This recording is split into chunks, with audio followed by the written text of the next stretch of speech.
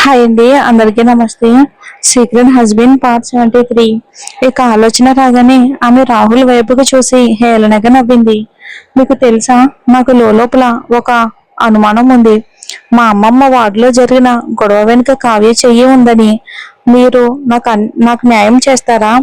అది అసాధ్యం అని రాహుల్ వెంటనే కాదన్నాడు. దానితో కావ్యకు ఎలా సంబంధం ఉంటుంది? అతని సమాధానం విని పల్లవి అతని వైపుకు వ్యంగ్యంగా నవ్వింది. రాహుల్ ఎంతకీ నమ్మట్లేదు. రాహుల్ ఒక క్షణం ఆగి, ఆ సమయంలో కావ్య హాస్పిటల్లో ఉంది కదా, ఈ పని వెనుక తను ఎలా ఉంటుంది అని అన్నాడు ఆశ్చర్యంగా. పల్లవి హేళనగా ముక్కు చేది. చూసారా, మీ మాటలన్నీ కొత్తవే అని తేలిపోయింది అని అంది. రాహుల్ కి కావ్య మీద చాలా గుడ్డి నమ్మకం. ఈ విషయంలో కావ్య ప్రమేయం ఉండొచ్చని పల్లవి అన్నప్పుడు కూడా దాని గురించి లోతుగా వివరించడం మానేసి వెంటనే కావ్యాన్ని వెనకేసుకుని వచ్చాడు రాహుల్. ఛే పల్లవి, మీ అమ్మమ్మను కోల్పోవటం ఎంత బాధాకరమో నేనైతే అర్థం చేసుకోగలను. కానీ ప్రతి దానికి ఎక్కువ అర్థాలు తీయొద్దు. నీకు కాస్త మనశ్శాంతంగా ఉంటుందంటే నేను ఆర్తికి తగిన గుణపాఠం ఖచ్చితంగా నేర్పుతాను పల్లవి. అతని నుండి ఇంకొక మాట కూడా వినడానికి పల్లవి ఇష్టపడక ఇక తను నిర్లక్ష్యంగా, మీరు దయచేసి ఇప్పుడు వెళ్ళొచ్చు రాహుల్ గారు అని అంది. అసలు తనేం ఆలోచిస్తుంది? అతనికి తన అమ్మమ్మ మరణం ఒక పెద్ద విషయం కాదు, కానీ కావ్య మాత్రం అతని ప్రపంచం. ఎప్పటికైనా కావ్య స్థానాన్ని తను భర్తీ చేసి రాహుల్కి ఒకే ఒక్కదానిగా మారవగలనని అనుకోవటానికి అసలు తనకి ఎంత ధైర్యం? ఆమె ముఖంలో ఆ వ్యంగ్యపు నవ్వును చూసిన రాహుల్ గుండె ఒక్క క్షణం ఆగినంత పనయ్యింది. ఏదో ముఖ్యమైనది తన చేయి జారిపోతుందని అతనికి బాగా అనిపించింది. ఒక్కసారిగా వచ్చిన బాధతో ఆమె వద్దంటున్నా వినకుండా పల్లవిను తన కౌగిట్లోకి లాక్కున్నాడు. పల్లవి, మీ మనసును మళ్ళీ గెలుచుకోవటానికి నా శాయశక్తులా ప్రయత్నిస్తున్నానని, ఖచ్చితంగా ప్రయత్నిస్తూనే ఉంటాను అని మాటిస్తున్నాను. నాకు కొంచెం సమయం ఇవ్వు. పల్లవి అతని పట్ట నుండి విడిపించుకోవటానికి శాయశక్తులా ప్రయత్నించింది. కానీ అది రాహుల్ బలం ముందు వృధాని గ్రహించి చివరికి వదిలేసింది. నన్ను వదులు, మనమిద్దరం విడాకులు తీసుకోవటమే మంచిది. ఆమె ఏ భావం లేని ముఖంతో అంది. అస్సలు కుదరదు, నేను నిన్ను వదిలి ఉండలేను. ఏమాత్రం తడుముకోకుండా బదిలిచ్చాడు రాహుల్. విడాకులకు నేను ఎప్పటికీ ఒప్పుకోను. ఆ ఆలోచన కూడా చేయకు. పల్లవి కోపంతో నవ్వింది. అంటే ఒక పక్క పరాయి అమ్మాయితో సంబంధం పెట్టుకుని ఇక్కడ మంచి భర్తలా నటించాలి అనుకుంటున్నారా? ఇదేనా మీకు కావాల్సింది రాహుల్ గారు? రాహుల్ కనుబొమ్మలు ముడిపడ్డాయి. కానీ అతను మాట్లాడబోయేలోపే పల్లవి అతన్ని దూరంగా నెట్టేసింది. నేను మీకు చెప్తున్నాను, ఈ విడాకుల విషయంలో నేను నిశ్చయంగా ఉన్నాను. విక్రమ్ విక్రమ్ సంస్థ పరువు కోసమైనా మీరు నాతో పాటు దీన్ని పూర్తి చేయటం మంచిది. లేదంటే ఇక మళ్ళీ పల్లవి కొన్ని క్షణాలు ఆగి మళ్ళీ కొనసాగించింది. విడాకుల కోసం నేను దానా వేస్తాను. వారి వివాహ బంధానికి ముగింపు పలకాలని ఆమె గట్టిగా నిర్ణయించుకుంది. విక్రమ్ సంస్థ సీఈఓకి సంబంధించిన విడాకుల కుంభకోణం పుకార్లు పత్రికలకు పండగలా మారుతుంది అనడంలో సందేహమే లేదు. రాహుల్ ముఖం ఎర్రబడింది. అతను నిరసనగా, పల్లవి, మీకు తాతయ్య గారి గురించి ఏమాత్రం పట్టింపు లేదా అని అన్నాడు. తను పల్లవి విడాకుల కోసం కోర్టుకు వెళ్తున్నారని తెలిస్తే అది కృష్ణమూర్తి గారికి పెద్ద దెబ్బ అవుతుంది. పల్లవికు కృష్ణమూర్తి గారిని నిరాశపరచాలని ఏమాత్రం లేదు. కానీ ఈ విషయంలో రాహుల్ వెనక్కి తగ్గుతాడని ఆమె ఆశపడింది. ముందు ఎవరు సర్దుకుపోతారో చూడాలి. నన్ను ఈ పని చేసేలా చేసింది ఖచ్చితంగా మీరే అంటూ ఘాటుగా బదిలిచ్చింది పల్లవి. ఆ క్షణంలో పల్లవి రాహుల్ కి పూర్తిగా అపరిచితురాల్లా కనిపించింది. ఆమె నిజంగా ఎంత కఠినంగా మారిపోయిందా? అవును, మనసు విరిగితే ఎవరైనా అంతే. ఆమె తనను ఎందుకింత ద్వేషిస్తుంది? ఏదేమైనా పల్లవిని కాని వారి బిడ్డను కాని వదులుకునే ఉద్దేశం రాహుల్ కి లేదు. తన నుండి పారిపోవచ్చనే భ్రమలో కూడా ఆమెను ఉండనివ్వకూడదనుకున్నాడు. సరే, నీ విడాకుల దావాను స్వీకరించే న్యాయ సంస్థ ఏదైనా దొరుకుతుందేమో ప్రయత్నించుకో చూద్దాం. అంటే దాని అర్థం ఏంటి? ఏమీ లేదు. నువ్వు నీ బిడ్డ జాగ్రత్తగా ఉండాలని కోరుకుంటున్నాను. ఆ బిడ్డ విక్రమ్ కుటుంబ వారసుడిగానే పెరుగుతాడు. ఎందుకంటే నీకు విడాకులిచ్చే ప్రసక్తే లేదు. పల్లవి గుండె బాధతో కృంగిపోయింది. హైదరాబాద్ లో రాహుల్ ఎంత పెద్ద తోపు అన్న విషయం తను ఎలా మర్చిపోయింది? నిజమే, ఒక ఉన్నత స్థాయి విడాకులు పట్టణంలో చర్చనీయాంశం అవుతాయి. కానీ రాహుల్ చిటికి వేస్తే చాలు న్యాయ సంస్థలన్నీ వారు విడాకుల దావాకు దూరంగా ఉంటాయి. ఈ ఆలోచన రాగానే పల్లవి నిరాశలో కూరుకుపోయింది. రాహుల్ విడాకులను వ్యతిరేకించడం ఆమెపై ప్రేమతో కాదని, అది కేవలం వారసత్వం కోసమేనని ఆమె అర్థం చేసుకుంది. ఒకవేళ ఎప్పుడైనా విడాకులు తీసుకున్న బిడ్డను తనతో తీసుకువెళ్ళలేదు.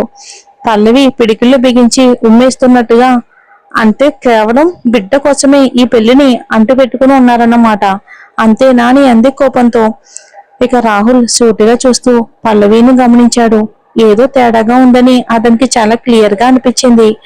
పల్లవి హేళనగా నవ్వి తన పెదవిని కొరుక్కుంటూ ఒక బాంబు పేల్చింది. మీరు విడాకులకు ఒప్పుకోకపోతే నేను అబార్షన్ చేయించుకుంటాను. ఈ మాటలు అన్న తర్వాత ఆమె తనలో తాను, నా బిడ్డ, నేను నిన్ను ఎప్పటికీ వదిలిపెట్టుకోలేను. కానీ నాకు చాలా నొప్పిగా ఉంది. మీ నాన్న నుండి దూరంగా వెళ్ళాలి. నీకు అర్థమవుతుంది కదా తల్లి అని తన కడుపులోని ప్రాణానికి సర్ది చెప్పుకుంది పల్లవి. ఆ క్షణంలో రాహుల్ కళ్ళు కోపంతో జ్వలించాయి. అతను గట్టిగా, ఎంత ధైర్యం నీకు అని గట్టిగా అరిచాడు. ఇకపై నన్ను అదుపులో పెట్టడానికి నేను ఒప్పుకోను. ఇది నా బిడ్డ. ఈ విషయంలో మీకు వేరే దారి ఖచ్చితంగా లేదు. ఏదేమైనా తను రాహుల్ నుండి విడాకులు తీసుకోవాలని పల్లవి డిసైడ్ అయ్యింది. తనను ఎప్పుడూ రెండో స్థానంలో పెట్టే మనిషిని ప్రేమించి తన గుండెను తానే గాయపరుచుకుంది. మళ్ళీ ఆ బాధను అనుభవించకూడదు అనుకుంది. ఈ కోపంతో మండిపోతున్న కళ్ళతో రాహుల్ ముందుకు దూకి పల్లవి చేతిని పట్టుకున్నాడు. పల్లవి, నేను నీకు ముందే చెప్పాను, నిన్ను వదిలిపెట్టే ప్రసక్తే లేదు. ఇప్పుడు ఎప్పటికీ కూడా ఆ ఆలోచన రానివద్దు. వార్డు బయట కావ్య ఫ్రూట్స్ పుట్టతో కోపంతో వణికిపోతుంది. పల్లవి కడుపులోని బిడ్డను వదిలించుకోవడానికి ఆర్తితో కలిసి తను వేసిన పథకం విఫలం అవటం ఒక ఎత్తు అయితే, ఇప్పుడు రాహుల్కి ఆ బిడ్డ గురించి తెలియడం మరో ఎత్తు. 3 రోజుల పాటు రాహుల్ తన పక్కన ఉంచుకోవటం అంత సులభం కాలేదు. కానీ పల్లవి హాస్పిటల్లో ఉందని తెలియగానే రాహుల్ తిరిగి రావటానికి ఒక క్షణం కూడా ఆగలేకపోయాడు. ఈ రోజు పల్లవి హాస్పిటల్ వార్డులో ఉందని తెలుసుకుని కేవలం ఆమెకు చిరాకు తెప్పించాలి అనే ఉద్దేశంతో కావ్య ఇక్కడికి ప్రత్యేకంగా వచ్చింది. అయితే రాహుల్ పల్లవిల సంభాషణ వింటుందని ఆమె ఊహించలేదు. రాహుల్ పల్లవికి విడాకులు ఇవ్వటానికి ఎందుకు నిరాకరిస్తున్నాడు? అది చాలదన్నట్టు పల్లవి తనను అనుమానిస్తున్నట్టుంది. కావ్య చాలా కోపంతో ఉంది. ఆవేశంలో ఆమె తెచ్చిన ఫ్రూట్స్ బుడ్డను దగ్గరలోనే చెత్తబుట్టలో విసిరికొట్టి కోపంగా వెళ్ళిపోయింది అక్కడి నుండి. అయితే జ్యోతి ఆమెను ఆపింది. అప్పుడు వెళ్ళిపోతున్నారా? ఇక్కడ ఎందుకు ఉండాలి? చి, ఈ విడాకులు వద్దని రాహుల్ చెప్పడం చూడ్డానికా? కావ్య అసూయ పగతో ఎర్రబడిన కళ్ళతో బదిలిచ్చింది. దాన్ని ముక్కలు ముక్కలుగా చీరేయాలని ఉంది. జ్యోతికు ఎవరో కావ్య పేరు చెప్పాల్సిన అవసరం లేదు. శాంతించండి అమ్మగారు, శాంతించండి. ఆవిడ సంగతి ఎలా చూడాలో నాకు ఒక ఆలోచన వచ్చింది అని జ్యోతి అయితే భరోసా ఇచ్చింది. మీ దగ్గర ఉందా? చెప్పు. కొన్ని నెలల క్రితం రాహుల్ గారు బెంగళూరులోని శాఖ ఆఫీసులో ఉన్నప్పుడు 1-2 సార్లు మిమ్మల్ని చూడటానికి వచ్చారు కదా, మీకు గుర్తుందా? కావ్య అవును అన్నట్టు తలూపింది. ఆ హడావుడి పర్యటనలు తనకు బాగా గుర్తున్నాయి. రాహుల్ చాలా తీరిక లేకుండా ఉండేవాడు. అందుకే ఎప్పుడు తొందరలోనే ఉండేవాడు. ఎక్కువసేపు ఉండేవాడే కాదు. జ్యోతి కళ్ళల్లో కుటిలమైన మెరుపు మెరిసింది. ఆమె వివరించింది. అదే సమయంలో పల్లవి ప్రెగ్నెంట్ అయిందని రాహుల్ గారికి అనుమానం వచ్చేలా చేస్తే ఆయన మొదట ఆలోచన ఏమై ఉంటుందంటారు? కావ్య ముఖంలో ఒక వక్రమైన చిరునవ్వు వచ్చింది. రాహుల్ నిస్సందేహంగా పల్లవి తనను మోసం చేసిందని అనుకుంటాడు. ఇది నిజంగా పనిచేస్తుందంటావా? ఆమె సంకోచిస్తూ అడిగింది. ఈ రోజుల్లో వైద్య సాంకేతిక చాలా అభివృద్ధి చెందింది. బిడ్డ పుట్టక ముందే తండ్రి ఎవరో నిర్ధారించే పరీక్షలు చాలానే ఉన్నాయి. రాహుల్ నిజంగా ఇది నమ్ముతాడా? జ్యోతి ఒక జిత్తులమారి నవ్వుతో ఆమె బాధను తొలగించింది. మనం చేయాల్సిందల్లా రాహుల్ గారి మనసులో ఒక చిన్న అనుమానం నాటడం మాత్రమే. ఒకవేళ వాళ్ళ తండ్రి ఎవరో నిర్ధారించే టెస్ట్ చేయించిన ఫలితం రావడానికి కొంత సమయం పడుతుంది. ఆ సమయం మనకు అనుకూలంగా మారుతుంది. ఫలితం ఎలా వచ్చినా మనం కోల్పోయేదేముంది? ఒకవేళ ఇదంతా చెడుగా జరిగితే పల్లవి బిడ్డకు జన్మనిస్తుంది. కానీ గర్భం అనేది నల్లేరు మీద నడక కాదు. ప్రసవానికి ముందు సుదీర్ఘ నెలలో చాలా జరగవచ్చు. పల్లవి గర్భం సురక్షితంగా ఉంటుందని ఎవరు హామీ ఇవ్వలేరు. ఆ ఇద్దరు ఆడవాళ్ళు ఒకరినొకరు అర్థవంతంగా చూసుకున్నారు. ఇద్దరు ఒకే వంకర బుద్ధులు పుస్తకం నుండి చదువుతున్నట్టుగా అనిపించింది. ఇప్పుడు ధైర్యం తెచ్చుకున్న కావ్య తన ఫోన్ తీసి ఒక నెంబర్ కు డయల్ చేసింది.